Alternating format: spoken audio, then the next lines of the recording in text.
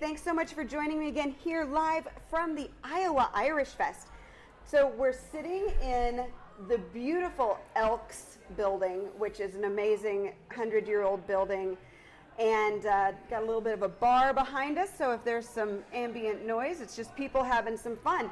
But I am sitting here with Michael Londra. Now, Michael is kind of a modern Renaissance man. He's an Irish tenor and starred on Broadway with Riverdance. You are the host of the PBS show Ireland with Michael.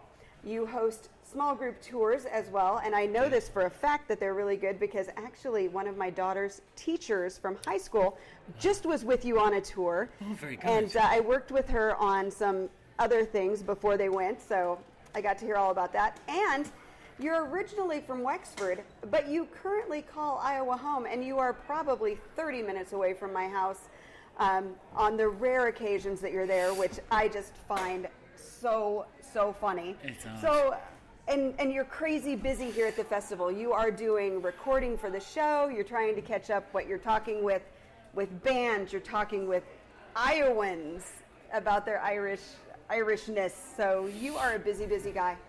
Yeah, I'm not one for lying on the couch watching the TV. You know, I've always kind of liked to be a shaker and a mover.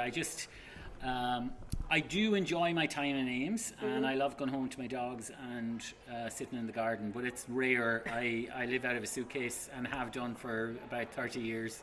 Oh my goodness. Well, I really appreciate you taking the time with me today because, like I said, I know you're super busy.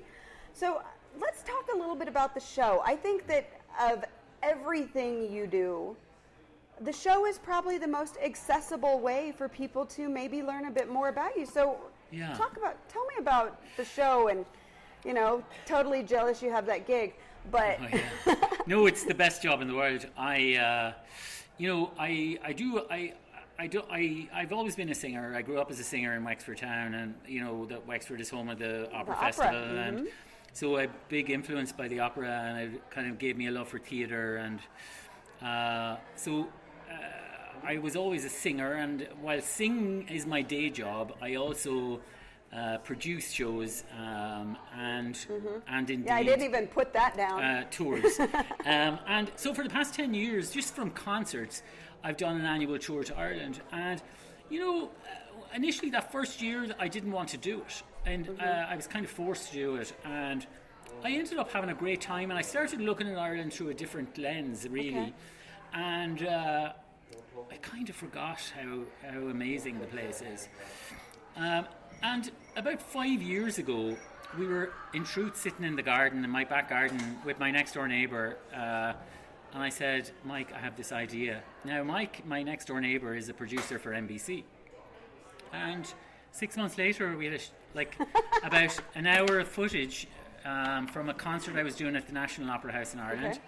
And we did a little bit of interviews outside in the street and that, and I sent it off to PBS. I had done a concert with them before, and lo and behold, they said, sure, do a season 1 and see how it goes.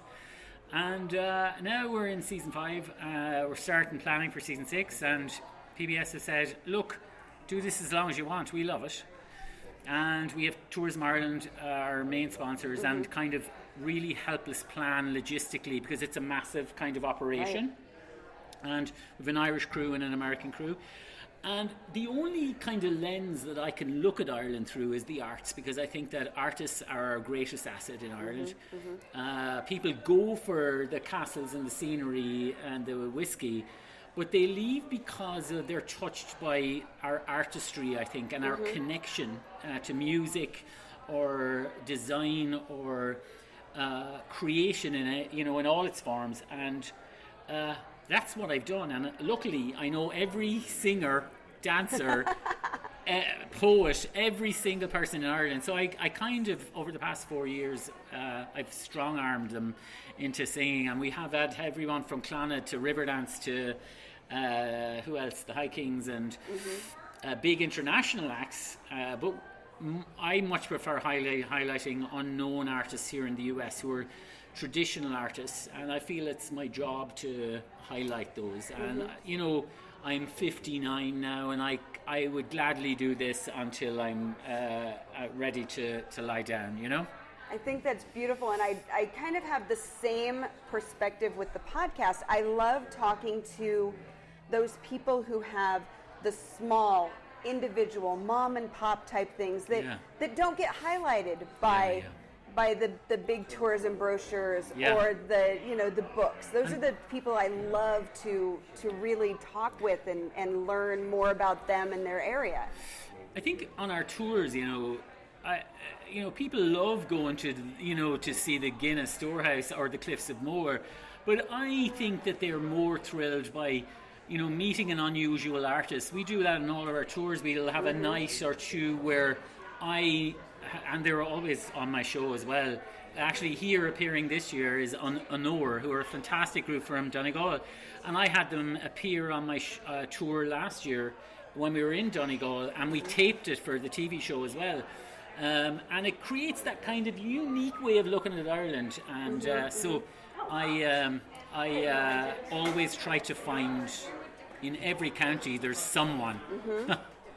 Yeah, it's so nice to see that. And I know with your tours, I loved looking at the itineraries because, I mean, you'll take people up into Mayo. You had Caja Fields on your tour, and you never see that on a tour. And I think that's absolutely fabulous that you're getting to those places that people have no idea exist. I know, and in truth, I knew it was there, but I'd never seen it, and my grandfather's from Mayo, but I was raised in Wexford, so it's a world away. But in every county, there's a unique area that is untouched.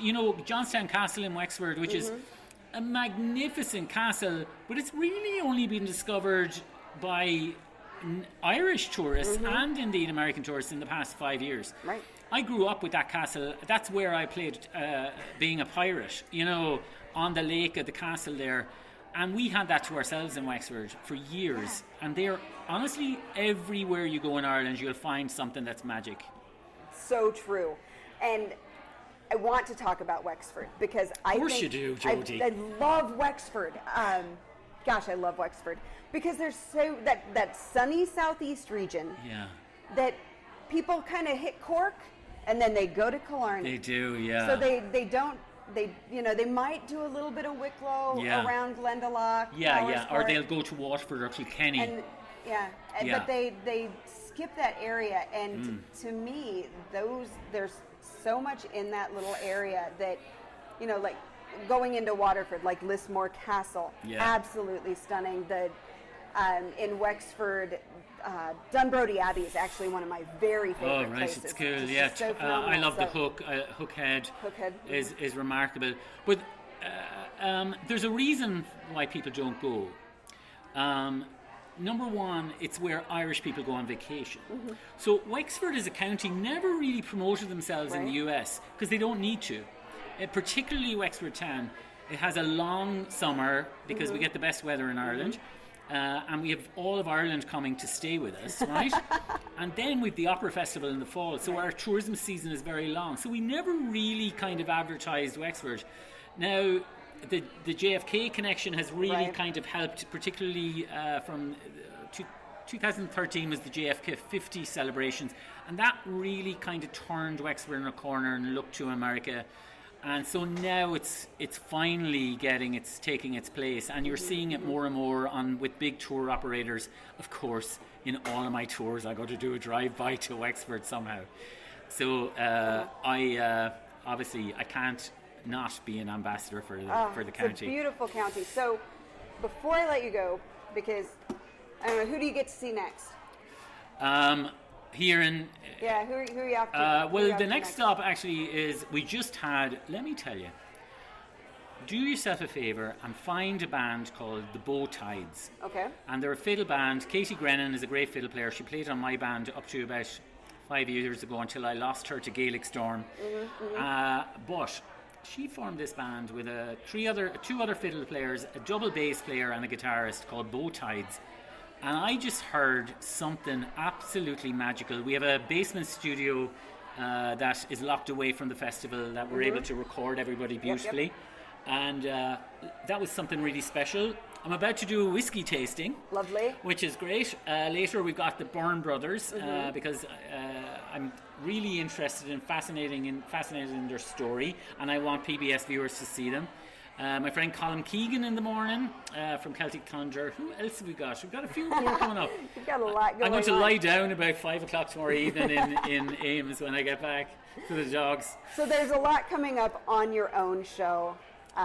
Because this is going on to Ireland with Michael, yes? Yeah, this is the first episode that will be filmed outside of the island of Ireland, and that's in the season next year. We want to kind of focus on Irish America because we think that it will just add to the love of Ireland by maybe doing the occasional episode on Irish America. Next year is a kind of a weird year for me because I'm producing a show on Broadway. So we may kind of step away from Ireland, Michael, for about 6 months so that I can do my other job. Yeah. But I wish I could make double of me, but I can't. So that's something to definitely look forward to on Ireland with Michael on PBS. But before I let you run off, I want you to tell me, I know we've kind of talked about you love Hookhead. We've talked about, touched on the Opera Festival, but just maybe, I don't know, two more of your favorite places in Wexford. Just in case we can entice anybody to head that way. Yeah, well, one spot that American tourists won't know about is there's a stretch of beach that's 22 kilometres long, and the core of that beach is Kirklow, and it's without a doubt. In fact, the Irish Independent this year voted it the best beach in Ireland. Yep. It is a strip of golden strands that you have never seen. It's magnificent. Also, not a lot of tourists know about it. The second place, I would say, so in Wexford town, there's a great tour that you can do called Wex Walks. And the great thing about Wexford is it has been invaded by everybody. And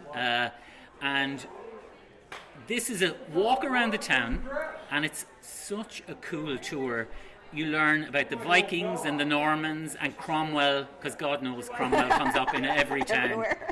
But it's a great tour, and you get to tour the National Opera House as well, which is where I was raised as a singer. Lovely.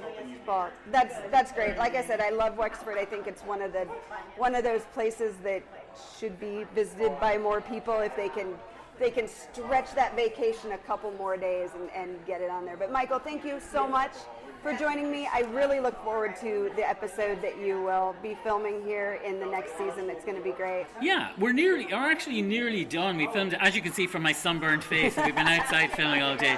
But I'm going for a drop of whiskey now, so things are looking up. Enjoy that. Thank you so much for your time. Thanks so much, Jody. I had so much fun sitting down with Michael Londra, and because of his recommendation, I ran out and caught a little bit of the Bow Tides show, and they have given me permission to share just a clip from their performance live at Iowa Irish Fest. I hope you enjoy it.